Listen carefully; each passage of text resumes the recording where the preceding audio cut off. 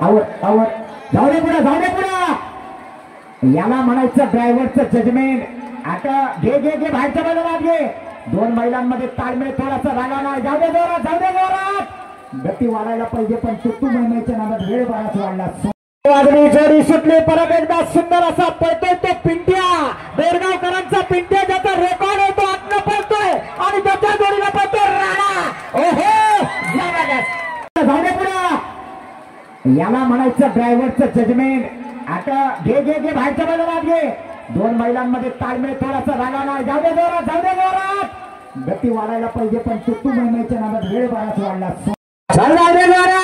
वाढव गती वाढायला पाहिजे मला वाटतं या वर्षी हे मैदान 10 सेकंदापर्यंत लॉक होणार असं वाटतंय। हो एवढे चल वाढव। तुम्ही चला बाहेर सगळे सूर्य कंपनी सगळे वाढवा। संगमेश्वर तालुक्यात बळीराजा शेतकरी संघटना पुरस्कृत नांगरणी व भात लावणी स्पर्धांचे आयोजन करण्यात आले। स्पर्धेचे उद्घाटन जिल्ह्याचे पालकमंत्री नामदार उदय सामंत यांच्या हस्ते करण्यात आले। यावेळी शिवसेनेचे ज्येष्ठ नेते रवींद्र महाडिक, प्रांत अधिकारी जीवन देसाई, तहसीलदार अमृता साबळे, शिवसेना जिल्हा प्रमुख राहुल पंडित, उद्धव बाळासाहेब ठाकरे गटाचे सहदेव बेटकर, कृष्णा हरेकर, सरपंच व उपसरपंच, ग्रामपंचायत सदस्य आदींसह नागरिक मोठ्या संख्येने उपस्थित होते। या स्पर्धेत 70 गावठी तर 35 घाटी बैलजोड्या होत्या। एका बैलजोडीला भरधाव पळवण्यात येत असताना अचानक बैल आडवा झाला आणि साऱ्यांनाच धस्स झालं। उद्घाटनाच्या कार्यक्रमात नामदार सामंत यांनी अनेक आठवणींना उजाळा दिला।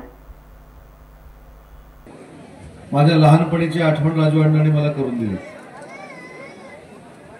कारण आमच्या परिसरामध्ये अशी कुठेही स्पर्धा असली की महाडिक साहेब मी चुकवायचो नाही। एक वेळ मी शाळा चुकवायचो, अभ्यास चुकवायचो, पण स्पर्धा चुकवायचो नाही।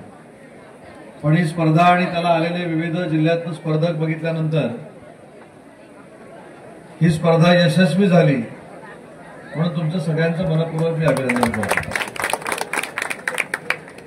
नांगरणी करणं, पेरणी करणं, लावणी लावणं या सगळ्या प्रथा परंपरा आपल्या कोकणातल्या आणि रत्नागिरी जिल्ह्यातल्या सगळ्या शेतकऱ्यांना माहिती आहे।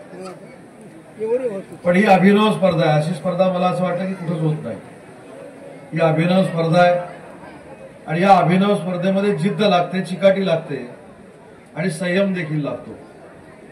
कधी कधी चांगली नांगरणी करणारी गाडी देखील या स्पर्धेतनं बाद होते आणि कधी कधी पहिल्यांदा आलेली गाडी देखील विजयी होते। त्याच्यामुळे या स्पर्धेतनं संयम देखील शिकवला जातो, जिद्द देखील टिकवली जाते आणि या सगळ्याचा पारंपरिकतेचा इतिहास जपण्याचं काम महाडिक साहेब या स्पर्धेतनं होतं आणि ही स्पर्धा इथल्या माझ्या सर्व सहकार्यांनी आयोजित केली त्याबद्दल मनापासून धन्यवाद देतो। आणि आज योगायोग आहे, आज या स्पर्धेची सुरुवात आपण छत्रपती शिवाजी महाराजांना अभिवादन करून केली। पण तमाम जमलेल्या प्रेक्षकांना मला सांगताना आनंद होतोय की काल केंद्र शासनानं जो जागतिक पातळीवर एक प्रस्ताव पाठवला होता की महाराष्ट्रातले 11 जे गड किल्ले आहेत याचा जागतिक वारसा स्थळ म्हणून जगाच्या पातळीवर समावेश व्हावा। आणि अण्णा मला सांगताना आनंद होतोय की छत्रपती शिवाजी महाराजांचे महाराष्ट्रातले 11 किल्ले हे जागतिक वारसा स्थळ म्हणून जाहीर झालेले आहेत। सांगण्याचा हेतू एवढाच आहे की छत्रपती शिवाजी महाराज हे महाराष्ट्राचं आराध्य दैवत आहे, आपल्या भारताचं आराध्य दैवत आहे। पण या छत्रपती शिवाजी महाराजांवर आता जगामध्ये अभ्यास केला जाणार आहे आणि जागतिक पातळीवर काल छत्रपती शिवाजी महाराजांचं नाव हे आदरानं घेतलं गेलं, हा आपल्या सगळ्यांसाठी अभिमान आणि स्वाभिमान आहे।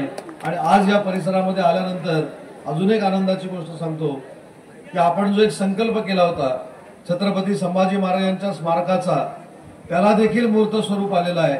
आजच त्याचं प्रेझेंटेशन आहे, सोमवारी पुन्हा एकदा शासनाकडे त्याचं प्रेझेंटेशन आहे आणि पुढच्या 2 महिन्यामध्ये आपण छत्रपती संभाजी महाराजांच्या स्मारकाच्या बांधकामाला देखील सुरुवात करतोय। ही देखील आनंदाची गोष्ट या परिसरातल्या जनतेला मला सांगायची होती। टाइम्स डिजिटलला लाईक करा, शेअर करा, सबस्क्राईब करा आणि बेल आयकॉन दाबायला विसरू नका। Times digital.